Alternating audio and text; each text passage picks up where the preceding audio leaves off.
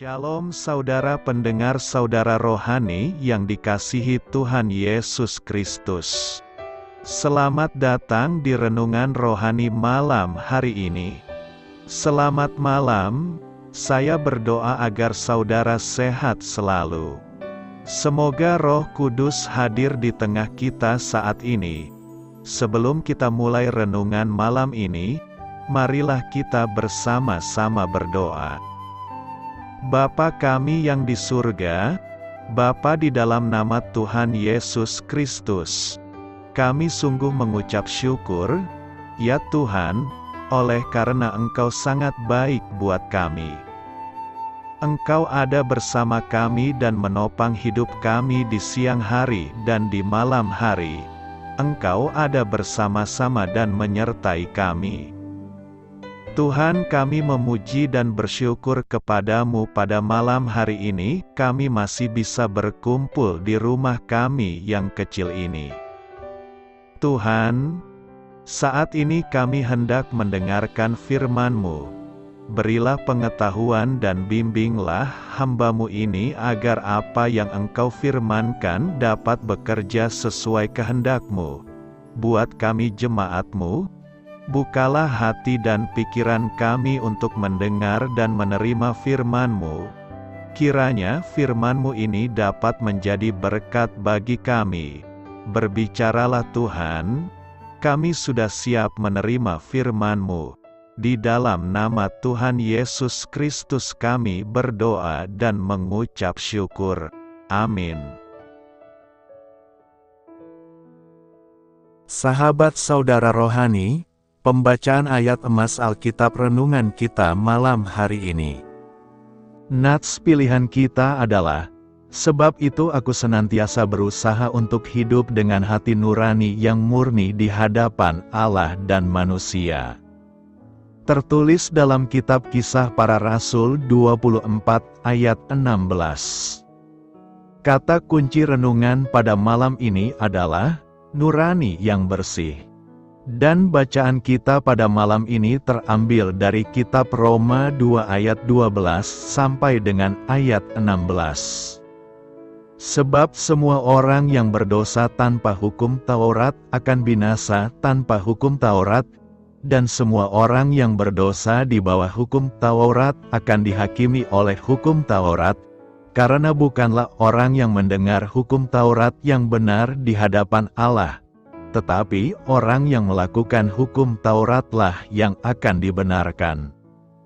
Apabila bangsa-bangsa lain yang tidak memiliki hukum Taurat oleh dorongan diri sendiri melakukan apa yang dituntut hukum Taurat, maka, walaupun mereka tidak memiliki hukum Taurat, mereka menjadi hukum Taurat bagi diri mereka sendiri. Sebab dengan itu mereka menunjukkan bahwa isi hukum Taurat ada tertulis di dalam hati mereka dan suara hati mereka turut bersaksi dan pikiran mereka saling menuduh atau saling membela. Hal itu akan nampak pada hari, bila mana Allah, sesuai dengan Injil yang kuberitakan, akan menghakimi segala sesuatu yang tersembunyi dalam hati manusia, oleh Kristus Yesus. Terambil dari kitab Roma 2 ayat 12 sampai dengan ayat 16. Topik dari ayat emas renungan kita adalah, hati nurani adalah kompas yang dapat dipercaya, jika firman Allah menjadi pusat hidup Anda. Mari kita mulai renungan malam kita. Untuk memulai hal baik, serahkanlah segala sesuatu hanya kepada Tuhan.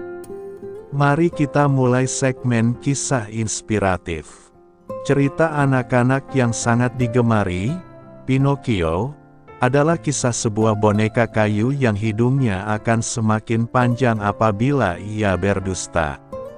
Temannya, si Jimmy Jangkrik mengatakan, jadikan hati nurani sebagai penuntunmu. Pinocchio pun menuruti nasihat temannya. Ia bertobat, lalu kembali kepada Geppetto, penciptanya. Pinocchio kemudian berbakti kepada Geppetto dan dibebaskan dari tali-talinya. Ada sebuah prinsip dalam cerita ini yang pantas diterapkan bagi anak-anak Allah. Jika kita tak mendengarkan suara dari dalam batin kita yang mengatakan apa yang perlu atau tidak perlu kita lakukan, hidup kita akan terbelenggu. Namun, nurani yang murni akan memberi kebebasan.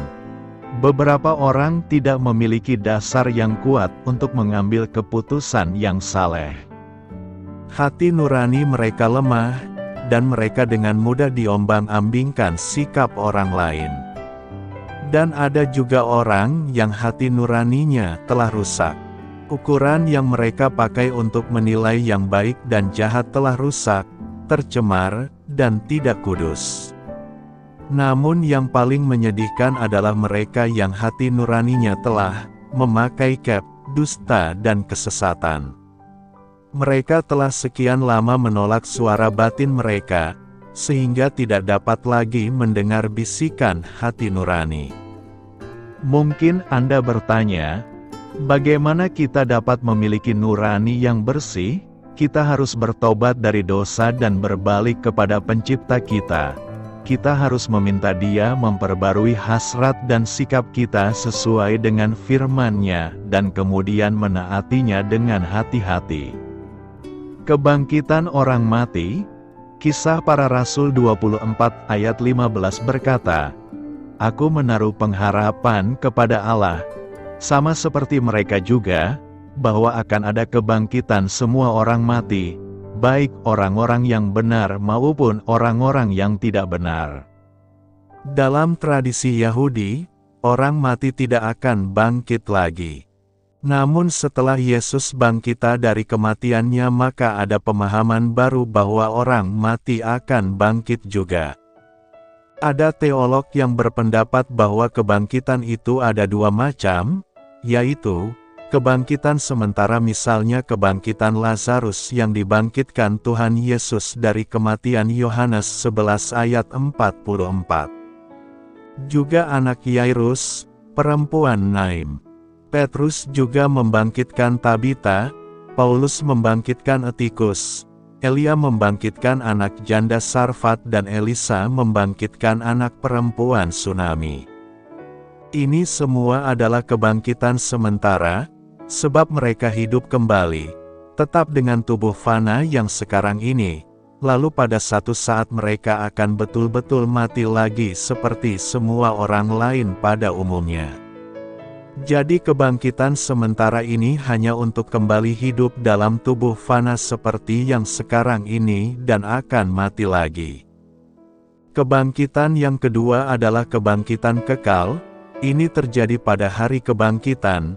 Kebangkitan pertama untuk orang benar, kebangkitan kedua untuk orang berdosa. Semua bangkit dalam tubuh kebangkitan, bukan seperti tubuh yang sekarang ini, dan tubuh kebangkitan ini tidak bisa mati lagi, terus hidup untuk kekal selama-lamanya.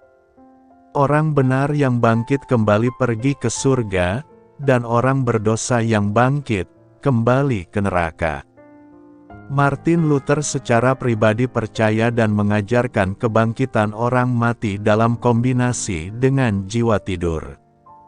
Ia percaya pada hari terakhir semua orang yang mati akan dibangkitkan dan jiwa mereka kemudian akan bersatu kembali dengan tubuh yang sama yang mereka miliki sebelum mati.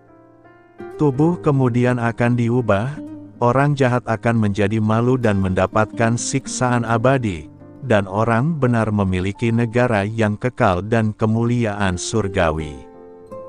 Bagi Luther, manusia sekarang ini adalah setengah bersih dan kudus.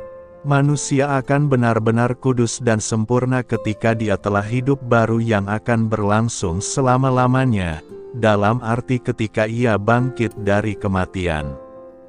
Ketika manusia itu mati, tabiat manusiawi itu dimatikan dan dikuburkan bersama segala kotorannya. Dan Tuhan akan memunculkan kekudusannya dalam sekejap mata dan memeliharanya. Sedangkan Calvin mengatakan jiwa orang-orang benar yang sudah mati akan hidup dan menikmati istirahat yang tenang dalam kebahagiaan, Tetapi kebahagiaan yang sempurna baru akan dinikmati pada saat kebangkitan tubuh. Calvin melihat perkara kebangkitan itu adalah suatu hal yang begitu tinggi, sehingga perasaan orang tidak dapat tertarik kepadanya. Kristus menjadi jaminan bagi kita untuk kebangkitan kelak. Kristus telah bangkit supaya kita menjadi temannya dalam kehidupan yang akan datang. Ia oleh Bapa dibangunkan kembali karena ia adalah kepala dari gereja, dan karena ia dengan cara apapun juga tidak mau dipisahkan daripadanya. Pokoknya, ia telah dibangunkan supaya menjadi kebangkitan dan kehidupan. Oleh cermin ini terlihat oleh kita bayangan hidup dari kebangkitan itu, sehingga menjadi landasan yang kokoh untuk menopang hati. Calvin seperti juga Paulus, untuk membuktikan kebangkitan itu adalah dengan harus mengarahkan pikiran kepada kekuasaan Allah yang tak terhingga. Karena, ia akan mengubah tubuh kita yang hina ini, sehingga serupa dengan tubuhnya yang mulia menurut kuasanya yang dapat menaklukkan segala sesuatu kepada dirinya. Karena itu, yakinlah pada kebangkitan Yesus, maka kita pun akan dibangkitkannya kelak. Pertobatan Paulus, Kisah Para Rasul 22 ayat 16 berkata, "Sekarang, mengapa engkau masih ragu-ragu? Bangunlah, berilah dirimu dibaptis dan dosa-dosamu disucikan sambil berseru kepada nama Tuhan." Nas hari ini merupakan bagian dari khotbah yang disampaikan oleh Rasul Paulus kepada sekelompok orang, termasuk seorang Ananias, setelah Paulus mengalami peristiwa pertobatan yang dramatis di jalan menuju Damaskus. Latar belakang dari pernyataan ini dapat dipahami melalui konteks peristiwa pertobatan Paulus. Sebelum pertobatan Paulus, dia dikenal sebagai Saulus, seorang penganiaya keras orang-orang Kristen. Namun, di perjalanan menuju Damaskus, dia mengalami pengalaman yang mengubah hidupnya, di mana Yesus Kristus secara langsung muncul kepadanya dalam cahaya terang dari langit. Pengalaman ini membuatnya tuli dan buta sementara. Setelah pengalaman tersebut, Saulus dibawa ke Damaskus, dan Tuhan memberitahu seorang murid Kristen bernama Ananias untuk mendatangi Saulus. Ananias awalnya merasa takut karena tahu reputasi buruk Saulus sebagai penganiaya Kristen. Namun, Tuhan memerintahkan Ananias untuk memberikan penglihatan kepada Saulus dan mengatakan bahwa Saulus adalah perangkat pilihan Tuhan untuk membawa nama Tuhan di depan bangsa-bangsa dan raja-raja serta orang Israel. Ananias memenuhi perintah Tuhan dan menemui Saulus, meletakkan tangannya di atasnya, sehingga Saulus mendapatkan kembali penglihatannya dan disiapkan untuk menerima ajaran Kristen. Dalam konteks ini, perintah, "Mengapa engkau masih ragu-ragu? Bangunlah, berilah dirimu dibaptis," mengacu pada tindakan baptisan yang dilakukan oleh Ananias terhadap Saulus. Baptisan merupakan simbol pertobatan dan penerimaan Kristus sebagai Tuhan dan Juru Selamat. Ananias juga menyampaikan bahwa baptisan tersebut akan menyucikan dosa-dosa Saulus. Ini menggambarkan pemulihan dan pengampunan dosa-dosa masa lalu Saulus melalui iman dalam Yesus Kristus. Jadi, latar belakang nas ini adalah sebagai bagian dari proses pertobatan dan pengenalan Saulus kepada iman Kristen setelah pengalaman dramatisnya di jalan menuju Damaskus. Pernyataan tersebut menegaskan pentingnya baptisan sebagai tindakan pertobatan dan pengampunan dosa serta panggilan Saulus untuk melayani Kristus dalam misinya. Apa yang perlu direfleksikan dari nas hari ini? Nas hari ini dapat memberikan berbagai aspek yang perlu direfleksikan, yakni: pertama, Pentingnya pertobatan. Pernyataan ini menyoroti pentingnya pertobatan dalam hidup seorang individu. Saulus, yang sebelumnya adalah seorang penganiaya Kristen yang keras, mengalami pertobatan yang dramatis dan tulus. Hal ini mengingatkan kita bahwa setiap orang, bagaimanapun masa lalunya, memiliki kesempatan untuk bertobat dan mengubah jalan hidupnya. Manusia tidak dinilai pada awal kehidupannya, tetapi dinilai pada akhir kehidupannya. Hidup kita ditentukan pada akhir perjalanan hidup kita, apakah kita sempat bertobat hingga akhir hidup kita atau tidak. Kedua, pengampunan dosa. Baptisan yang disebutkan dalam ayat ini adalah tanda pertobatan dan pengampunan dosa. Baptisan adalah simbol pemurnian dan penerimaan Kristus sebagai juru selamat. Ini mengajarkan bahwa melalui iman kepada Yesus Kristus, dosa-dosa kita dapat diampuni, dan kita dapat memulai hidup yang baru. Ketiga, tidak ada alasan untuk ragu-ragu. Pernyataan, "Mengapa engkau masih ragu-ragu?" mengajak kita untuk tidak ragu-ragu dalam menerima anugerah dan kasih Allah.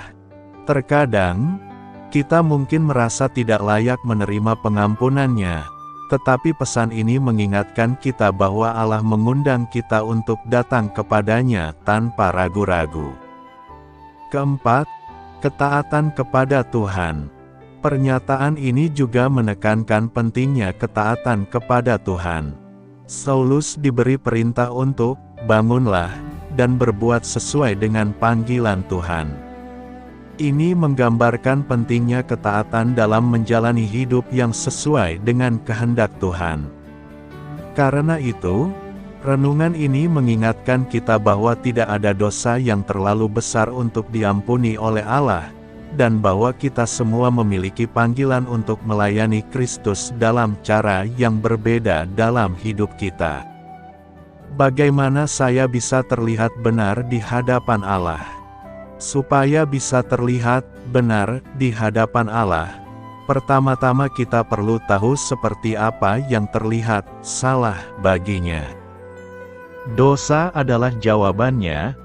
Mazmur 14 ayat 3 menyatakannya dengan ringkas, "Tidak ada yang berbuat baik, seorang pun tidak. Karena manusia telah memberontak melawan hukum Tuhan, maka kita semua, sekalian sesat seperti domba," seperti yang tertulis di Yesaya 53 ayat 6. Kabar buruk mengenai hukuman atas dosa adalah kematian. Orang yang berbuat dosa, itu yang harus mati, dijelaskan di Yehezkiel 18 ayat 4. Kabar baiknya adalah Allah Maha Pengasih sendiri yang mau mencari manusia untuk menyelamatkannya dari kebinasaan. Yesus menyatakan bahwa maksud kedatangannya adalah untuk mencari dan menyelamatkan yang hilang, seperti yang dipaparkan di Lukas 19 ayat 10. Melalui Yohanes 19 ayat 30, Yesus telah mengumumkan bahwa rencananya sudah dipenuhi ketika Dia mati di atas kayu salib dengan berkata, "Sudah selesai." Memiliki hubungan yang benar dengan Allah dimulai dengan mengakui dosa-dosamu.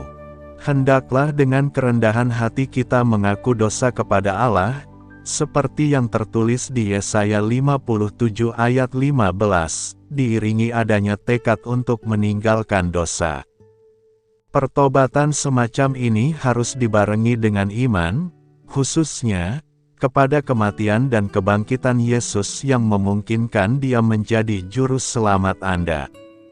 Sebab jika kamu mengaku dengan mulutmu bahwa Yesus adalah Tuhan, dan percaya dalam hatimu bahwa Allah telah membangkitkan Dia dari antara orang mati, maka kamu akan diselamatkan, jelas Paulus di Roma 10 ayat 9. Masih banyak lagi ayat-ayat lain yang berbicara mengenai pentingnya iman, seperti misalnya Yohanes 20 ayat 27, Kisah Para Rasul 16 ayat 31, Galatia 2 ayat 16, 3 ayat 11, 26 dan Efesus 2 ayat 8. Terlihat benar di hadapan Allah berhubungan dengan responmu terhadap apa yang Allah telah lakukan bagimu. Allah mengirimkan juru selamat, menyediakan korban untuk menghapus dosa-dosamu, seperti yang dipaparkan di Yohanes 1 ayat 29. Allah menawarkan janjinya dengan jelas di Kisah Para Rasul 2 ayat 21, barang siapa yang berseru kepada nama Tuhan akan diselamatkan. Melalui Lukas 15 ayat 11-32, ilustrasi indah mengenai penyesalan dan pengampunan juga bisa kita temukan dalam kisah anak yang hilang. Anak yang bungsu menghambur-hamburkan warisan ayahnya dalam dosa yang memalukan. Ketika dia bertobat, dia memutuskan untuk kembali ke rumah. Dia berpikir bahwa dirinya tidak mungkin akan dianggap sebagai anak lagi. Namun dia salah. Sang ayah tetap mengasihi anak yang memberontak, namun sudah pulang ke rumah itu dengan kasih yang tidak berubah. Segala kesalahannya diampuni dan pesta bahkan diadakan untuk merayakan kepulangannya. Allah setia dalam memelihara janji-janjinya, termasuk janji untuk mengampuni. Tuhan itu dekat kepada orang-orang yang patah hati, dan Ia menyelamatkan orang-orang yang remuk jiwanya, tulis Daud di Mazmur 34 ayat 19. Jika Anda ingin terlihat benar di hadapan Allah, berikut ini adalah sebuah contoh doa. Ingat, sekedar mengucapkan doa ini atau doa-doa lainnya tidak akan menyelamatkan Anda. Doa ini adalah sebuah cara untuk mengungkapkan kepada Allah bahwa Anda beriman kepadanya dan ungkapan terima kasih kepadanya atas keselamatan yang Dia sediakan bagimu. Hanya iman kepada Yesus Kristus yang bisa menyelamatkanmu dari dosa. Bapa di surga, saya tahu bahwa saya telah berdosa kepadamu dan pantas untuk dihukum. Namun Yesus Kristus telah menanggung hukuman yang seharusnya saya tanggung sehingga dengan beriman kepadanya saya dapat diampuni. Saya berbalik dari dosa-dosaku dan percaya kepadamu, supaya bisa diselamatkan. Terima kasih untuk anugerah dan pengampunanmu yang indah, yaitu karunia hidup kekal. Amin. Apakah Anda membuat keputusan untuk menerima Kristus karena apa yang Anda baca di sini? Jika demikian, klik pada tombol, "Saya telah menerima Kristus pada hari ini," di bawah. Yesus menghakimi yang tersembunyi dalam hati. Roma 2 ayat 16 berkata, hal itu akan nampak pada hari, bila mana Allah, sesuai dengan Injil yang kuberitakan, akan menghakimi segala sesuatu yang tersembunyi dalam hati manusia, oleh Kristus Yesus. Ada dosa yang tersembunyi dalam hati manusia yang tidak bisa diungkapkannya kepada siapapun. Dosa yang tersembunyi itu hanya Yesus yang tahu dan hanya Yesus pula lah yang bisa menghakimi dosa yang tersembunyi itu.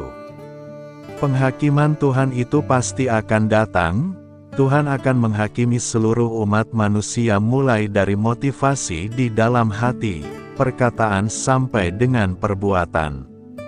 Maka dari itu jagalah seluruh hidup kita dari praktik hidup kefasikan dunia atau sikap acuh tak acuh terhadap kehendak Tuhan, dan satu hal yang harus kita waspadai, jangan pernah berdiri di wilayah abu-abu atau hidup setengah-setengah buat Tuhan. Alkitab mengatakan orang yang hidupnya ada di wilayah abu-abu akan dimuntahkan oleh Tuhan, dengan kata lain ditolak seperti orang fasik dan disamakan dengan orang pendosa lainnya. Untuk itu hati kita harus diterangi oleh firman Tuhan setiap hari agar tetap bersih, sadar dan waspada terhadap hidup yang bertentangan dengan kehendak Tuhan dan menjauhkan diri dari sikap hidup yang setengah-setengah bagi Tuhan dan yang bertentangan dengan kehendak Tuhan. Tuhan Yesus menginginkan persekutuan yang harmonis dengan umat-Nya. Dengan demikian hati nuraninya akan terus diasah dan semakin didewasakan untuk selalu peka terhadap kebenaran Tuhan yang menuntun hidupnya kepada kehendak-Nya yang sejati. Hati nurani yang murni di hadapan Tuhan yang terus berjaga-jaga untuk mendorong seseorang melakukan kehendak Tuhan inilah harta yang tidak pernah bisa diambil oleh siapapun. Harta dunia bisa dirusak oleh ngengat dan karat, pencuri bisa mencuri serta membongkarnya, tetapi harta berupa hati nurani yang sesuai dengan Tuhan inilah yang tidak bisa diambil oleh siapapun. Olehnya kita perlu mendewasakan hati nurani kita, mengasahkan dengan kebenaran firman Tuhan yang murni dan bertekun mengadakan persekutuan yang intim dengan Tuhan setiap saat. Dengan hati nurani yang benar yang terus didewasakan oleh firman Tuhan yang murni, kita akan semakin mengerti bahwa orang percaya tidak dapat mengabdi kepada dua tuan. Kita tidak bisa mengabdi kepada keinginan Tuhan dan kepada keinginan dunia atau diri sendiri secara sekaligus. Kita harus memilih dan memutuskan salah satu dan haruslah kita memilih hanya mengabdi kepada Tuhan dan keinginannya saja. Tanpa mengasah hati nurani dengan kebenaran, orang tidak tahu bahwa sebenarnya ia masih mengabdi kepada dua tuan. Hati nurani kitalah yang akan menerangi diri kita untuk melihat seberapa murni kita hidup bagi Tuhan. Pada akhirnya Tuhan sangat menghendaki orang percaya memiliki sikap hati nurani yang bersih dan murni yang berjaga-jaga setiap saat, terus didewasakan dari waktu ke waktu sehingga ia bisa mengerti dan membedakan mana yang baik, yang berkenan kepada Tuhan kita Yesus Kristus dan yang sempurna. Karena itu, marilah kita menjaga hati kita agar kita tidak dihakimi Yesus.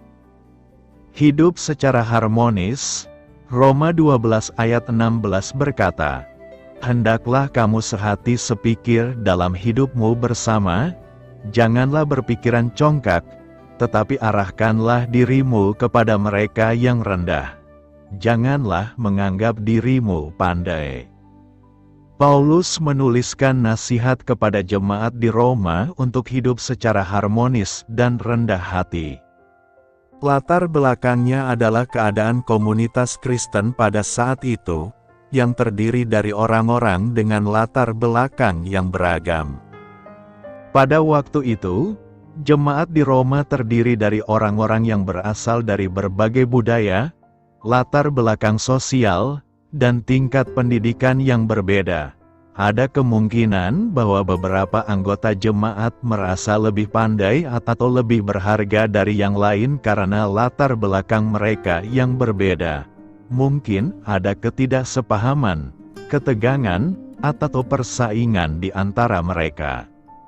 Dalam konteks ini, Paulus menekankan pentingnya persatuan dan kerendahan hati. Dia mendorong orang-orang percaya untuk hidup dengan sehati sepikir. Artinya, mereka harus mengembangkan sikap saling pengertian, kerjasama, dan kasih satu sama lain. Mereka tidak boleh sombong atau congkak dalam pikiran mereka, karena itu akan merusak kerukunan dan persatuan dalam jemaat. Paulus juga menasihati agar orang-orang percaya mengarahkan diri mereka kepada mereka yang rendah. Ini menunjukkan pentingnya untuk memberikan perhatian dan pelayanan kepada mereka yang lemah, terpinggirkan, atau terabaikan dalam masyarakat. Mereka harus berusaha untuk tidak hanya memperhatikan kepentingan diri sendiri, tetapi juga melayani dan mendukung orang-orang yang kurang beruntung. Selain itu, Paulus menekankan agar orang-orang percaya tidak menganggap diri mereka sebagai yang paling pandai atau terbaik. Sikap sombong dan pandangan congkak tentang diri sendiri dapat merusak hubungan antara sesama dan menghambat pertumbuhan rohani. Sebaliknya, mereka harus hidup dengan rendah hati, mengakui bahwa semua kebijaksanaan dan kemampuan yang mereka miliki berasal dari Allah, dan menggunakan pemberian-pemberian itu untuk membangun dan melayani orang lain. Dalam rangka menjaga harmoni, persatuan, dan pertumbuhan rohani dalam jemaat, Paulus mengingatkan orang-orang percaya untuk hidup dalam kerendahan hati, saling melayani, dan tidak meninggikan diri mereka sendiri di atas orang lain. Ada beberapa maksud dan tujuan Paulus tentang hidup yang harmonis ini, yakni: pertama, untuk menciptakan persatuan dalam hidup bersama. Paulus mendorong orang-orang percaya untuk hidup sehati sepikir. Artinya, mereka harus memiliki sikap saling pengertian, kerjasama, dan kasih satu sama lain. Dalam hidup bersama sebagai komunitas Kristen, penting untuk menciptakan lingkungan yang harmonis dan penuh persatuan. Ini melibatkan mengatasi perbedaan dan konflik, serta bekerja bersama untuk tujuan yang sama, yaitu kemuliaan Allah dan pertumbuhan rohani. Kedua, pentingnya menghindari sikap congkak. Paulus menekankan agar jemaat tidak memiliki pikiran congkak atau sombong. Sikap congkak, di mana seseorang merasa lebih unggul atau lebih berharga dari yang lain, dapat merusak hubungan dan menyebabkan perselisihan. Paulus mengingatkan mereka untuk tidak meninggikan diri sendiri di atas orang lain, tetapi untuk hidup dengan rendah hati dan saling menghormati. Ketiga, perlunya pelayanan kepada mereka yang rendah. Paulus mengajak orang-orang percaya untuk mengarahkan diri mereka kepada mereka yang rendah.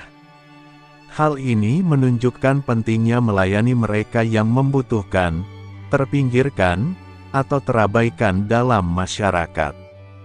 Ketika kita mengorbankan waktu dan sumber daya kita untuk melayani orang lain, kita menunjukkan rasa kasih dan memperlihatkan ciri-ciri Kristus yang rendah hati dan penuh belas kasihan. Keempat, agar tidak menganggap diri pandai.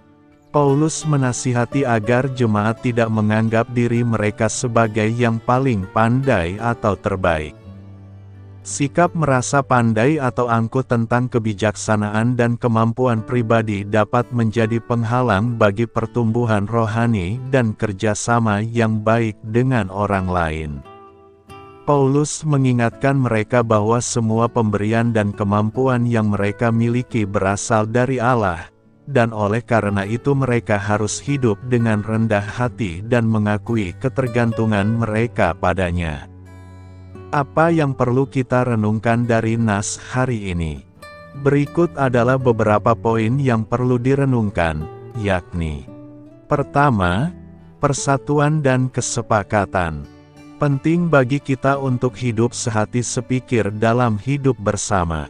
Ini melibatkan saling pengertian, kerjasama, dan kasih satu sama lain. Kita harus mencari persatuan dalam keragaman dan mengatasi perbedaan yang mungkin ada di antara kita. Hal ini memerlukan komunikasi yang baik, keterbukaan, dan sikap saling mendengarkan agar kita dapat hidup dalam harmoni. Kedua, kerendahan hati. Paulus menekankan agar kita tidak memiliki pikiran congkak atau sombong. Kita tidak boleh meninggikan diri sendiri di atas orang lain atau merasa lebih unggul.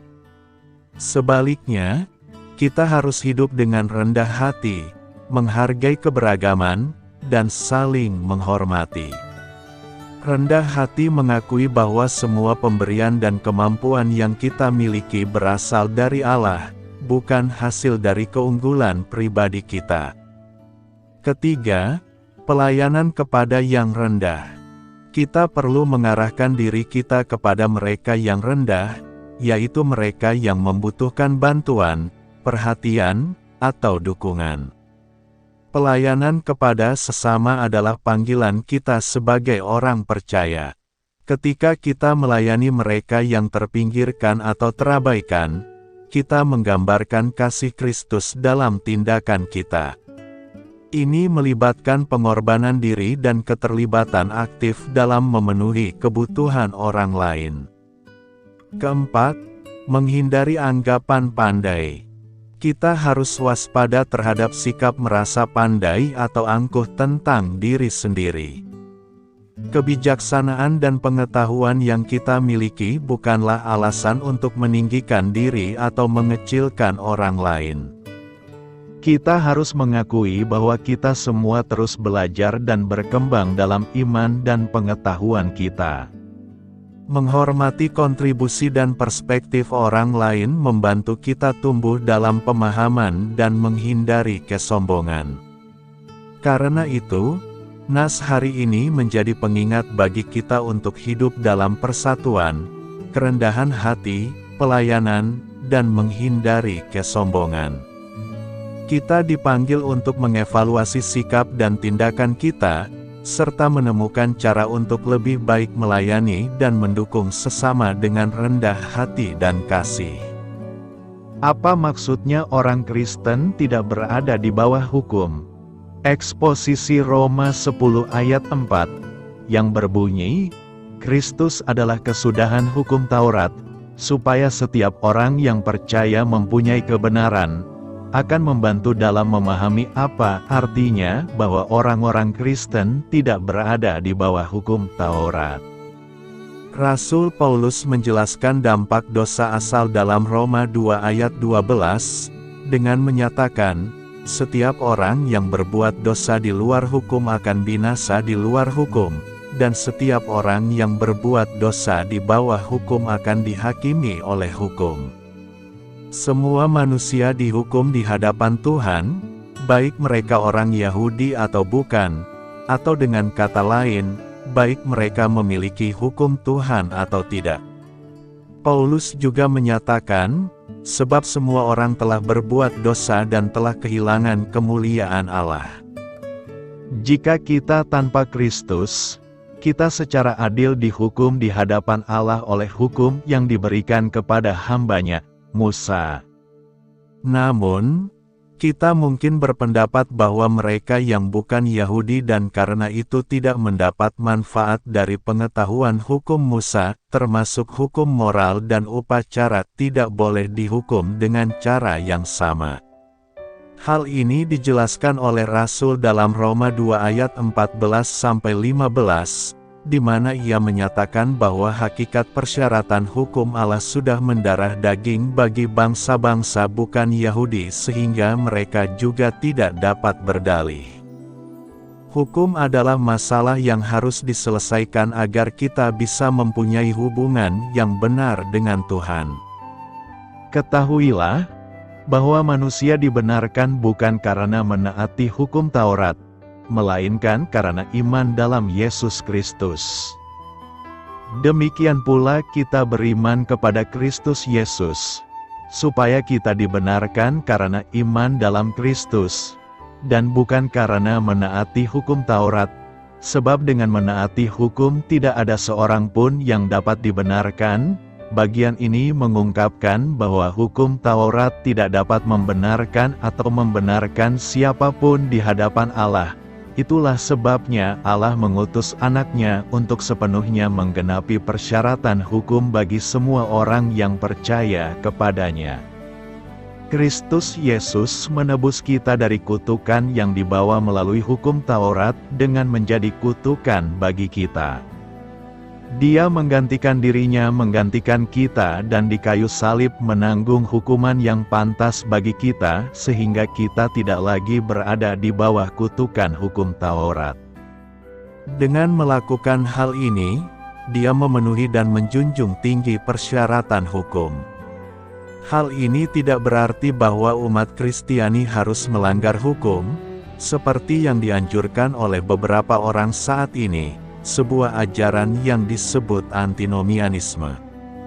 Sebaliknya, ini berarti bahwa kita bebas dari hukum Musa dan sebaliknya berada di bawah hukum Kristus, yaitu mengasihi Tuhan dengan segenap keberadaan kita dan mengasihi sesama kita seperti kita mengasihi diri kita sendiri. Kristus menjadi tujuan akhir hukum berdasarkan apa yang Dia lakukan di bumi melalui kehidupannya yang tidak berdosa dan pengorbanannya di kayu salib. Jadi, hukum Taurat tidak lagi mempunyai pengaruh terhadap kita karena tuntutannya telah dipenuhi sepenuhnya di dalam Tuhan Yesus Kristus. Iman kepada Kristus yang memenuhi tuntutan hukum Taurat memulihkan kita ke dalam hubungan yang menyenangkan dengan Allah dan menjaga kita tetap di sana. Tidak lagi berada di bawah hukuman hukum Taurat, kita kini hidup di bawah hukum kasih karunia dalam kasih Allah. Beritakanlah Injil kepada segala makhluk. Hormatilah semua orang. Selamat beristirahat malam dalam kasih setia Tuhan. Doa saya menyertai saudara sekalian. Mari bertumbuh dalam iman bersama saudara rohani. Saya memberkati Anda agar sewaktu Anda mencarinya dari Dia, Bapa Surgawi Anda akan memberikan bagi Anda roti harian Anda, dalam nama Yesus Kristus. Tuhan yang berkuasa atas alam semesta dan menuntun kita kepada iman yang menyelamatkan. Tuhan Yesus menyertai senantiasa. Terima kasih sudah berkenan mendengarkan renungan malam saudara rohani. Tuhan memberkati. Amin.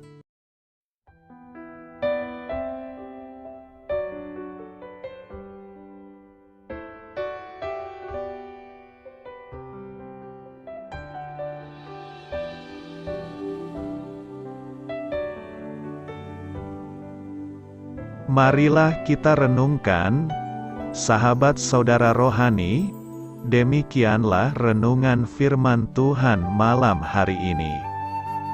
Semoga menjadi berkat di dalam hidup kita dan menjadikan kita pribadi yang lebih baik. Sebelum kita beristirahat pada malam hari ini, marilah kita berdoa. Bapa kami yang di surga, Bapa di dalam nama Tuhan Yesus Kristus, kami sungguh mengucap syukur, ya Tuhan, oleh karena Engkau sangat baik buat kami.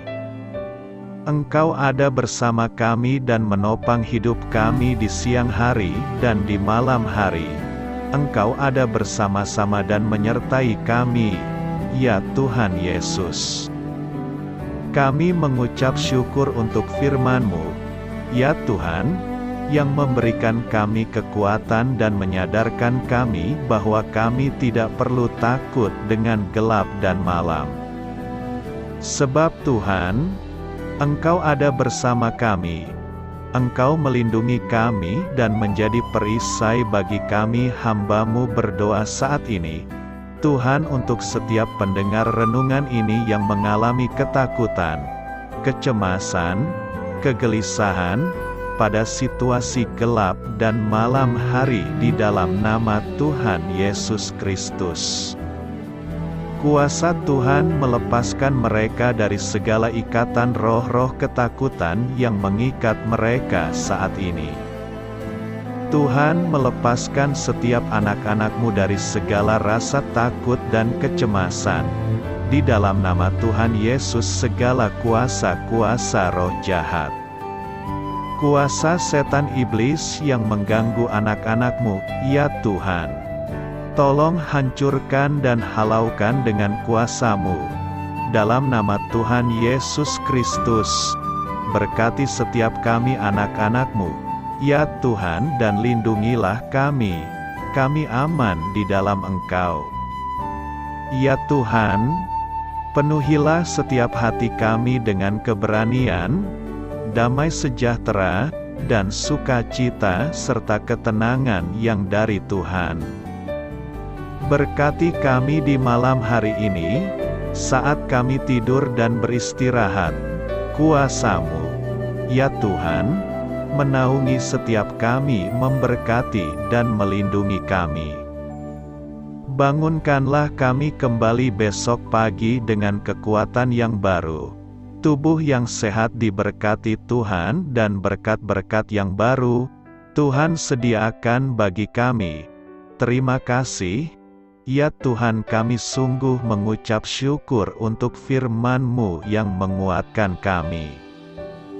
Dalam nama Tuhan Yesus Kristus Juru Selamat kami, Bapa kami yang baik, kami mengucap syukur dan berdoa haleluya. Amin. Biarlah firman Tuhan menjadi pengingat untuk kita semua, bahwa tuntunan dari Roh Kudus akan selalu memberi jalan keluar bagi setiap permasalahan hidup kita, dan memberi kedamaian di hati kita. Amin. Sampai jumpa di renungan malam saudara rohani berikutnya.